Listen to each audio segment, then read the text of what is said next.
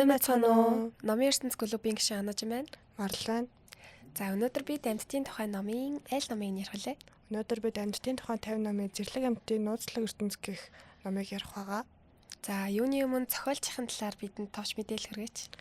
За ган болтын довчин торж гэдэг зохиолч. Энэ зохиолч маань амьтын судлаач, биологч, экологч болон аялал жуулчлал сонирхон судлаач нэг юм баамаа. Тийм түүгээрээ чулуун амьд байгалийн тухай болон амьтын тухай илүү судалсан түүгээрээ зохиол бичдэг. За тэгвэл яг энэ номыг яагаад сонгон унших болсон бэ? Тэр шалтгаанаас бас хуваалцаач. Би гэрээнд хижээвэл амьтын тухай мэдэх болохоос зэрлэг амьтын тухай ерөөсөө мэдэхгүй. Тэгээд үүгээ энэ номоор дамжуулан зэрлэг амьтын тухай юу болох, тэд нар яаж амьдардаг тухай мэдлэгээ дэвшлүүлэх зорилгоор энэ номыг сонгосон. За тэгвэл яг номынх нь үйл явдал яг ямар агуулгатай юм бол? Энэ ном ер нь баримтад мэдээлэл дээр тулгуурласан ном. Тэгээд яг уран зохиол шиг үйл явдал байдаг ч гэсэн яг баримттай бодис зүйлсүүдийг хэлдэг. Энэ дээр эхлээд тах, мазаалай, бор баавга гэх мэт амьтдын аж амьдрал, ахуй тэгээд тоо толгой тухай наривчлан баримт дээр тулгуурлан бичсэн. За тэгвэл яг уншиж байгаа хувцад номын аль хэсэг нь чамд хамгийн сонирхолтой санагдсан бэ? Алтан өвөр говьд тахийг илүү тоо толгойг нэгсэх зорилгоор ингээд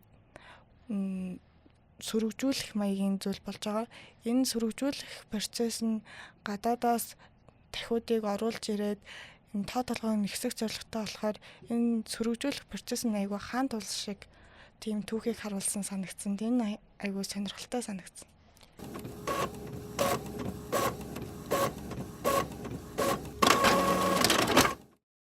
За тэгвэл яг энэ номыг чамаас өөр яг ямар насны хүмүүст илүү тохиромжтой ном гэж бодож байна? Энэ номыг бүх насныхан уншвал маш сонирхолтой гэж бодож байна. Тэгвэл яг чиний бодлоор зохиолч энэ номоор дамжуулан бидэнд ямар мессежийг өгөхийг зорьсон бол? Энэ номоор дамжуулан зэрлэг амьтдыг яг тоо толгойг нь хамгаалах ёстой, устж үгүй болно.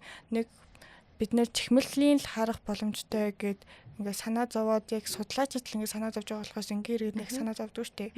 Энэ дээр илүү энгийн иргэд ч гэсэн зэрлэг амьтдыг төлөө юу хийж болох, тэгээд яаж хайрлан хамгаалах, ан агнуурыг яаж зогсоох гэх мэтээр мэдээллийг илүү өгөөж тухай яаж амьдарч байгааг энгийн иргэд ч гэсэн зэрлэг амьтдын ертөнцийг таньж мэдэх боломжийг хангаж байгаа гэж бодож байна.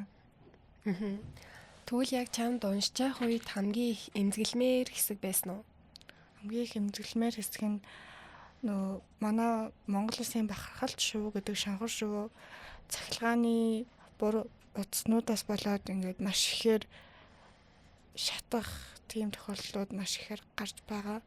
Энэ дээр жил бүр 4,000 гаруй, бүр тоо толгойн нэх байвал 8,000 гаруй манай шанхар шүү зүгээр шатаад байхгүй болох цахилгаан зохиолох тийм харамсалтай мэдээ гарч байгаа. Энэ маш харамсалтай санагдсан. Тэгвэл яг энэ номыг яг уншаад яг чиний яг энийг л ингээд засчвал яг энэ амьтдыг аврах боломжтой юм байна да гэсэн зүгээр яг тиймэрхүү санаа маягийн зүйл орж ирсэн болов. Юуны түрүүнд хууль бус агнуурыг зогсоох нь маш бодвоштой хэрэг. Яагаад гэвэл хууль бус агнуураар ховордсон амьтдыг ингээд ховордож яаж захт нь улам ингээ агнаад тэрнгөр гоёод ах нь одоо тийм сайхан зүйл биш шүү дээ. За яг миний зүгээс чам тавих асуулт дуслаа. Тэгээд яг чам нэмэлтээр хэлмээр байгаа үг байвал тэрнээсээ бас хуваалцаач. Энэ хүү номыг анх уншиж байхдаа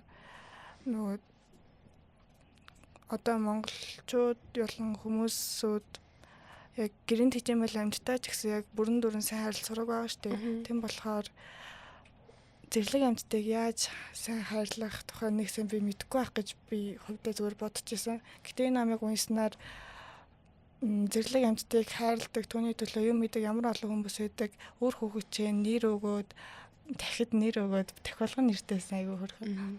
Тэгээд өөр хүүхэдчээ нэр өгөх нь тэгээд түүний асран хамгаалж байгаа нь үнэхээр сэтгэл төрсөн. За Өөрийнхөө уншсан номноос хуваалцсанд маралтай баярлалаа. Тэгээд дээрэс нь дараагийн байгаль экологийн 50 номын уралдаанд зарлагдах гэж байгаа юм билэ. Чи тэрэнд оролцох төлөвлөгөөтэй байгаа юу? Оролцсон гэж бодож байгаа. За, хүүхдүүд та бүхэн ч гэсэн дараагийн байгаль экологийн тухай 50 номын уралдаанд оролцохыг хүсвэл номын ертөнц нээлттэй пэйж хуудсын сэтгэл хэсэгт хандаарай. Тэгээд дараагийн дугаараар уулзтлаа. Түр баяртай.